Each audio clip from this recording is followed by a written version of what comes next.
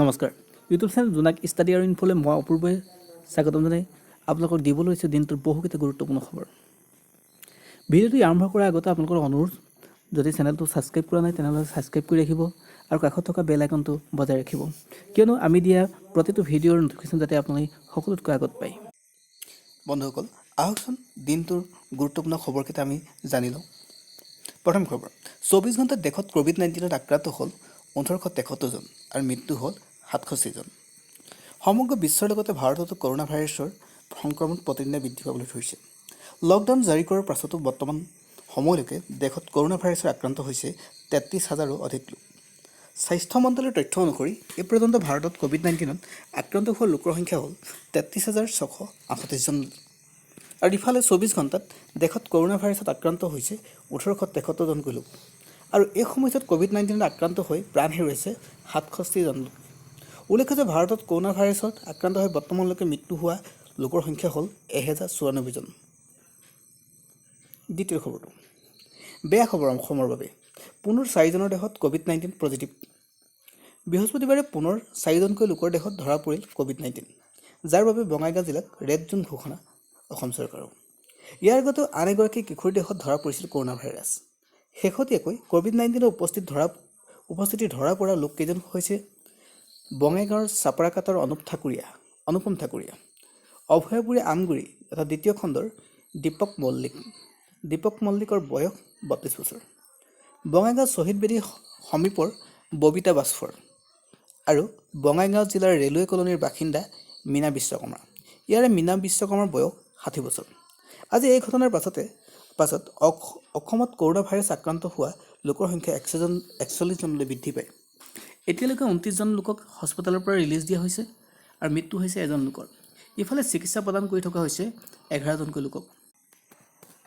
মাত্ৰ 24 ঘণ্টাৰ ভিতৰতে বলিউডৰ দুগৰাকী অভিনেতাৰ দেহাৱসান। এইবাৰ ঋষি কাপুৰ আঁতৰি গ'ল। এটা যুগৰ অৱসান ঘটিল। অৱশেষত নিয়তিৰ ওচৰত হাৰ মানিলে জনপ্ৰিয় অভিনেতা ঋষি কাপুৰে। 67 বছৰ বয়সত মৃত্যুক আঁকোৱালি লৈ সৰ্বজনপ্ৰিয় শিল্পীগৰাকীয়ে মুম্বাইৰ ছাৰ এছিয়ান ৰিলায়েন্স হস্পিটেলত বৃহস্পতিবাৰে মৃত্যুৰ সময়ত পত্নী নীতু কাপুৰ তেওঁৰ কাষতে আছিল। কিছুদিনৰ পৰা তেওঁৰ স্বাস্থ্যৰ অৱনতি ঘটিছিল। অৱশেষত বুধবাৰে পুৱা ভৰ্তি কৰা হৈছিল হস্পিটেলত। ভাতৃ ৰণধীৰ কাপুৰে ঋষি কাপুৰক হস্পিটেলত ভৰ্তি কৰাৰ কথা সদৰি কৰিছিল। প্ৰিয় অভিনেতাগৰাকীৰ অসুস্থতাৰ খবৰ পাই বহু লোকে খবৰ লৈছিল। লকডাউনৰ বাবে তেওঁ ওচৰলৈ অথচ যাব পৰা নাছিল। তাৰ মাজতে এয়া বেয়া খবৰটো আহিল। প্ৰথমবাৰৰ বাবে তেখেতৰ দেহত 2018 চনত কেঞ্চাৰ ৰোগ ধৰা পৰিছিল, যাৰ বাবে নিউয়ৰ্কত থাকি তেওঁ প্ৰায় এবছৰ সময় চিকিৎসা গ্ৰহণ কৰি আছিল। 2019 চনৰ ছেপ্টেম্বৰত তেওঁ ভাৰতলৈ ঘূৰি আহিছিল। তাৰ পিছতো তেওঁক কেইবাবাৰো হস্পিটেলত ভৰ্তি কৰাৰ খবৰ পোৱা গৈছিল। অভিনেতাগৰাকী হস্পিটেললৈ অহাৰ পিছত সোনকালে সুস্থ হৈ উঠিছিল, কিন্তু এইবাৰ তেনে নহ'ল। চিকিৎসকে ৰক্ষা কৰিব নোৱাৰিলে ঋষি কাপুৰক। কোটি কোটি অনুৰাগীৰ চকুপানী বিয়পাই তেওঁ চিৰদিনৰ বাবে আঁতৰি গ'ল। ইৰফান খানৰ পিছত তেওঁ বলিউডৰ পৰা গুচি গ'ল। আন এটা গুৰুত্বপূৰ্ণ খবৰ হ'ল BTC সচিবালয়ত প্ৰৱেশ নৱনিযুক্ত মুখ্য সচিব সিদ্ধাৰ্থ সিং, প্ৰশাসক ৰাজেশ প্ৰসাদৰ। BPF চৰকাৰৰ কাৰ্যকাল অন্তৰ পৰাৰ পিছত BTCত ৰাজ্যপাল শাসন প্ৰৱৰ্তন হোৱাৰ পিছত বৃহস্পতিবাৰে BTC সচিবালয়ত প্ৰৱেশ কৰে BTCৰ নৱনিযুক্ত মুখ্য সচিব সিদ্ধাৰ্থ সিং আৰু প্ৰশাসক ৰাজেশ প্ৰসাদ।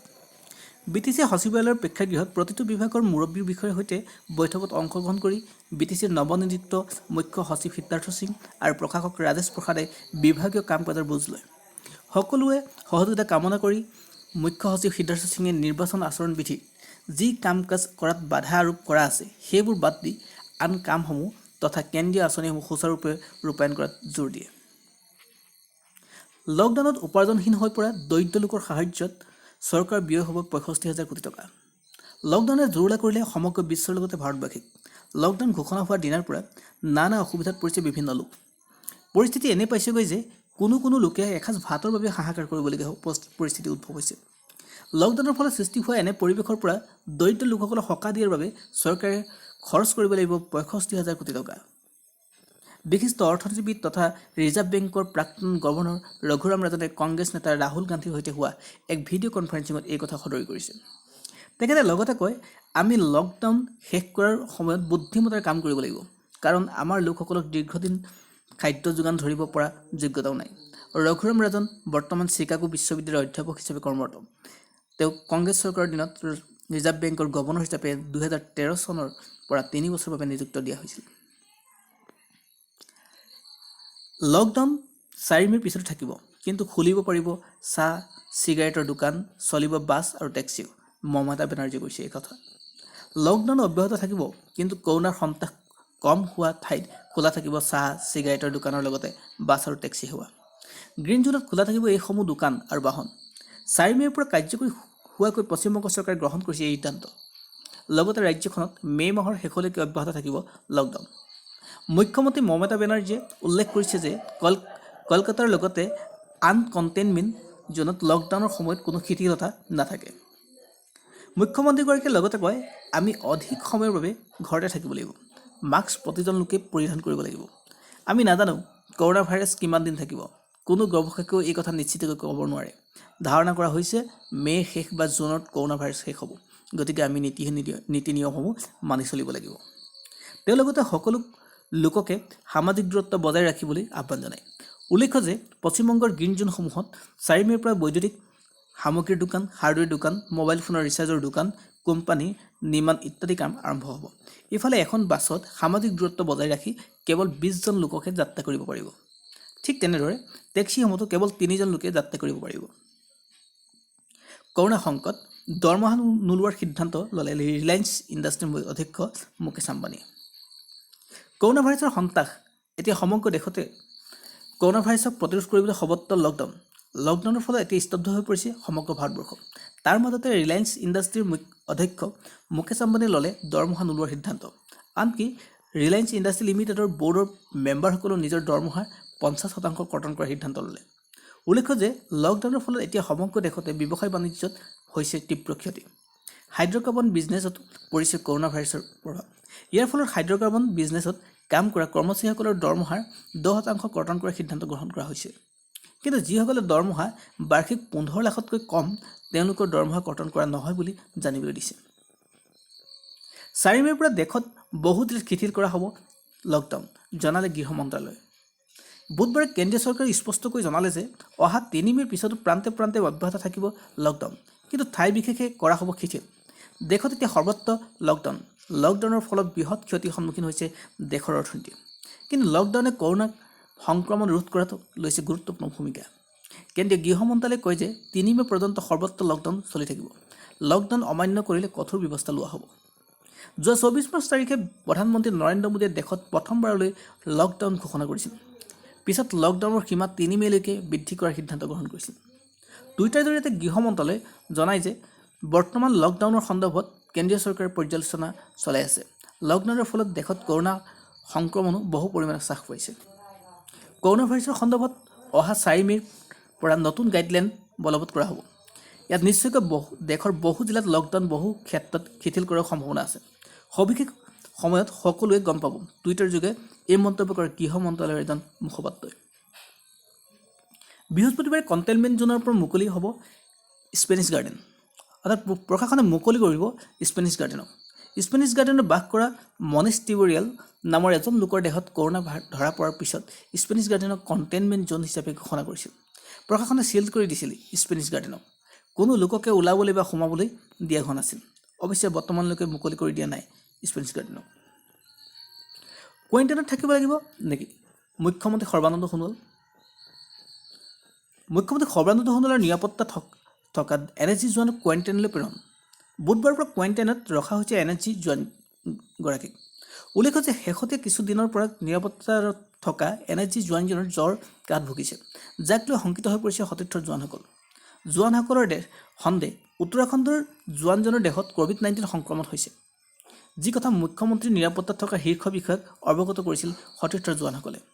তাৰ পিছতে চিকিৎসকৰ পৰামৰ্শ অনুসৰি কোৱাৰেণ্টাইনৰ ব্যৱস্থা কৰা হৈছে জোৱানগৰাকীৰ।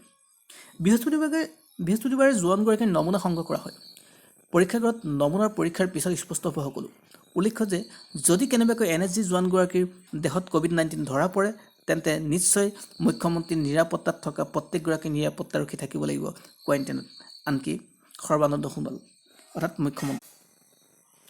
ৰাজ্যৰ কৃষকসকলৰ বাবে হাজোৰ গেৰুৱাস্থিত আঞ্চলিক ধান গৱেষণা কেন্দ্ৰই দিলে সুখবৰ। লকডাউনৰ সময়ছোৱাত ক্ষতিগ্ৰস্ত হোৱা ৰাজ্যৰ কৃষকসকলৰ সুখবৰ। কৃষকসকলৰ ক্ষয়ক্ষতিৰ জোৰা মাৰিবলৈ এতিয়া সম্পূৰ্ণৰূপে সাজু হৈছে হাজোৰ গেৰুৱাস্থিত আঞ্চলিক ধান গৱেষণা কেন্দ্ৰ। ৰাষ্ট্ৰীয় পৰ্যায়ৰ এই গৱেষণা কেন্দ্ৰটোত ইতিমধ্যে বৈজ্ঞানিকসকলে লাভ কৰিছে হাই প্ৰটিনযুক্ত কেইবাটাও উন্নত জাতৰ ধান। এইবাৰ অসমৰ খেতিপথাৰত CR ধান 308, 309, 310, 311 আদি উপলব্ধ হ'ব।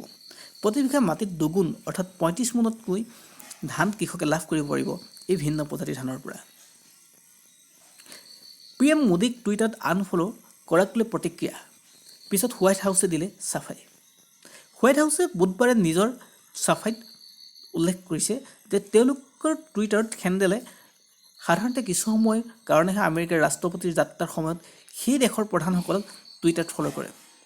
এই কাম এইকাৰণে কৰা হয় যাতে ৰাষ্ট্ৰপতি যাত্ৰাৰ সমৰ্থনত তেওঁলোকৰ সংবাদসমূহত ৰিটুইট কৰিব পৰা যায়। ৰাষ্ট্ৰপতি ডনাল্ড ট্ৰাম্পে ফেব্ৰুৱাৰী মাহৰ অন্তিম সপ্তাহত ভাৰত ভ্ৰমণৰ সময়ত হোৱাইট হাউছে ৰাষ্ট্ৰপতি ৰামনাথ কোবিন্দ, প্ৰধানমন্ত্ৰী নৰেন্দ্ৰ মোদী, প্ৰধানমন্ত্ৰী কাৰ্যালয়, আমেৰিকাৰ ভাৰতীয় দূতাবাস আৰু ভাৰতত আমেৰিকাৰ ৰাষ্ট্ৰদূত কেন জেষ্টাৰৰ একাউণ্ট ফ'ল' কৰিবলৈ আৰম্ভ কৰিছিল।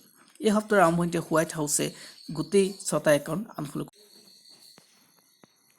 নলবাৰী আৰু গোলাঘাট জিলাক গ্ৰীণ জ'ন ঘোষণা, স্বাস্থ্যমন্ত্ৰী।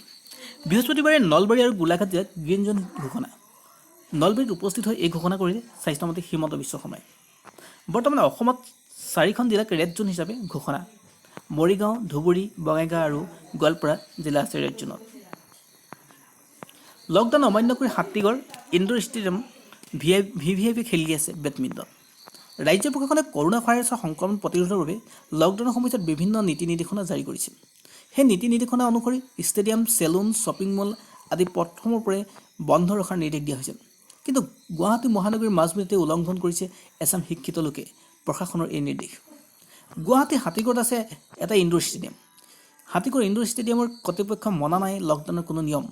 স্থানীয় প্ৰত্যক্ষদৰ্শীয়ে দিয়া অভিযোগৰ ভিত্তিত হাতীগড় ইনডোৰ ষ্টেডিয়ামলৈ গৈ দেখা পোৱা গ'লে সেই সময়ত ষ্টেডিয়ামৰ ভিতৰৰ বাহিৰৰ পৰা তলালক বন্ধ কৰি ষ্টেডিয়াম পৰিচালনাৰে জড়িত কেইজনমান লোকে খেলেহি বেডমিণ্টন। লকডাউনৰ সময়ছোৱাত এই ষ্টেডিয়ামৰ ভিতৰ চৰত কেনেদৰে এই ধৰণে একাংশ লোকে সমাবেত হৈ দৈনিক খেলা ধূলা কৰি আছে তাক লৈ এতিয়া স্থানীয় ৰাইজে প্ৰশাসনক প্ৰশ্ন কৰিছে। শুকুৰবাৰৰ পৰা 4 দিনৰ বাবে বন্ধ থাকিব শৰাইঘাট দলং। 1 মে'ৰ দিনৰ 12 বজাৰ পৰা 4 মে'ৰ সন্ধিয়ালৈকে বন্ধ থাকিব পুৰণি শৰাইঘাট দলং। কিছু সময়ৰ পূৰ্বে আনুষ্ঠানিকভাৱে জনোৱা হৈছে এই কথা। এইকেইটা দিন ৰেল বিভাগে কিছু মেৰামতি কৰিব দলংখন। উল্লেখ্য যে কিছুদিনৰ পূৰ্বেও মেৰামতি কৰা হৈছিল পুৰণা শৰাইঘাট দলংখন। প্ৰায় 90 দিন ধৰি বন্ধ ৰখা আছিল দলংখন। বন্ধুসকল, এইকেইটা আছিল আজি আপোনালোকৰ দিবলগীয়া গুৰুত্বপূৰ্ণ খবৰ। এই খবৰসমূহ জানি ভাল পালে নিশ্চয় আৰু ভিডিঅ'টো লাইক এটা কৰিব আৰু এনেধৰণৰ বিভিন্ন বা বাতৰিৰ বাবে আমাৰ চেনেলটো যদি এতিয়াও ছাবস্ক্ৰাইব কৰা নাই তেনেহ'লে ছাবস্ক্ৰাইব কৰি ৰাখিব আৰু বিভিন্ন বন্ধুবৰ্গলৈ আপোনালোকে শ্বেয়াৰ কৰিব। ধন্যবাদ। কাইলৈ পুনৰ লগ পাম অন্য এনেধৰণৰ বিভিন্ন বা বাতৰিত।